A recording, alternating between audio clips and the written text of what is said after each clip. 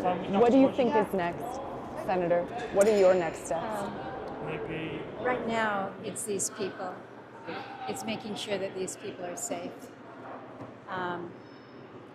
We're going to have the opportunity to talk about what the future holds, but right now it's shelter, it's being safe. It's good to know that a lot of these folks have family here in Bethel that they can be with.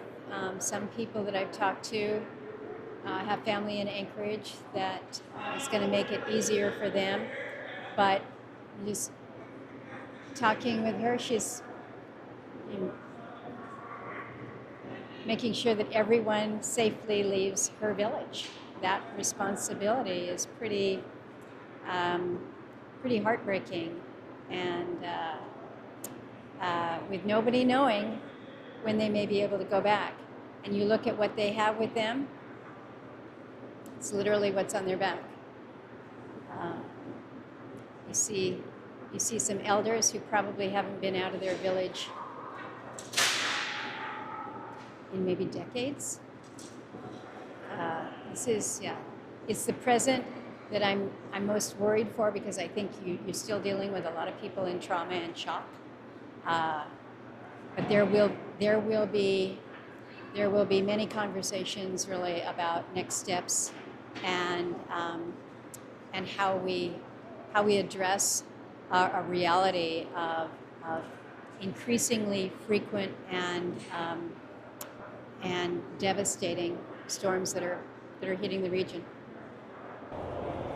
Is it feasible to relocate those villages? Because we were just out there, and some community members' feedback was, I would love to go back, but I don't want to go back to here. We need to move inland. We need to move to higher ground. Is that a feasible option? Well, look at a community like Napakiak. I was just there in September. Napakiak, they say that a quarter of their homes have been damaged. I don't know if destroyed, but damaged. They have a brand new school that just opened in September. It's beautiful, and it was a great place of refuge for the folks. But they're doing what they call a managed retreat, anticipating the destruction of the storms and the erosion. And they've been working it, but even in doing that, it takes time, it takes years, and still, you may not be in a place of complete safety and shelter. So, relocation is a word that is probably really tough for a lot of these people to even say right now. I think our focus for the moment needs to be that we have many people that are now displaced from their homes, and how we are able to put them in a safe environment for the short term while we figure out what happens next is going to be our challenge. We've been talking for a long time about a more holistic approach to how we deal with the impacts of climate change, how we deal with the impacts along our coast when we see less ice coming later, warmer waters, and the intensity of storms. Whether you want to call it climate change or whether you don't, the reality is that what has always happened, which are winter storms, are now getting worse, and the impact on the region is intensifying. And so we've talked about what that plan might be, and we're not at a place where we can say we know what our answer is. And in the meantime, you have folks that want to know. They want to know what the answer is. We try to make some progress. I thought Kipnuk had a significant opportunity to make a difference with the climate change or the community change grant that they received, and the EPA said it wasn't consistent with their initiatives, and so canceled it. that grant, given its timing, would not have been able to make a difference for this storm. But if you don't get started, you never get finished. You never get the protection. So we've got some work to do. Do you feel that states are going to be able to pick up the slack?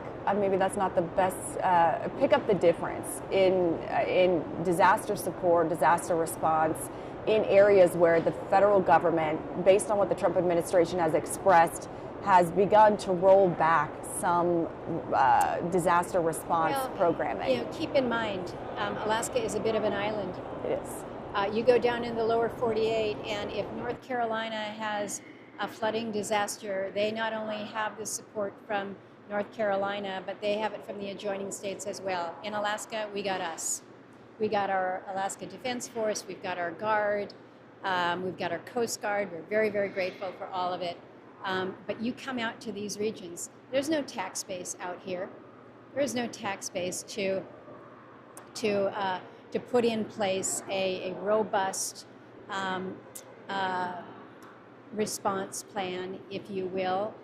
And this is where the federal government, utilizing its expertise, its access to different resourcing, this is where it makes some sense here. So we're going to have a lot of discussion about, can we be doing more within the region, a regional emergency response plan. I think Vivian Corthius has outlined some good suggestions as head of AVCP. But this is a forcing event that I think perhaps will get us out of our individual review of what needs to be done, probably more towards a regional approach involving the state. But I'm actually part of a roundtable, a workshop this next week with former FEMA directors and some other folks, just focused on what do we need FEMA to look like going forward, and what is the tribal intersect. So I'm looking forward to that discussion. And in Alaska, there is a trust agreement with the tribes for the federal government to come in moments of disaster and provide support. How does that differ from the lower 48, and how is that support going to play in here? Well, tribes have the ability to declare a disaster, a tribal declaration, as opposed to the state.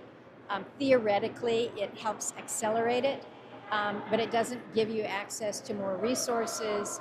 And in fact, it actually requires a heavier cost share to the tribe. So maybe an imperfect approach, but it is an avenue, again, for greater collaboration and cooperation. Okay. Senator Murkowski, thank you so much. Thank you.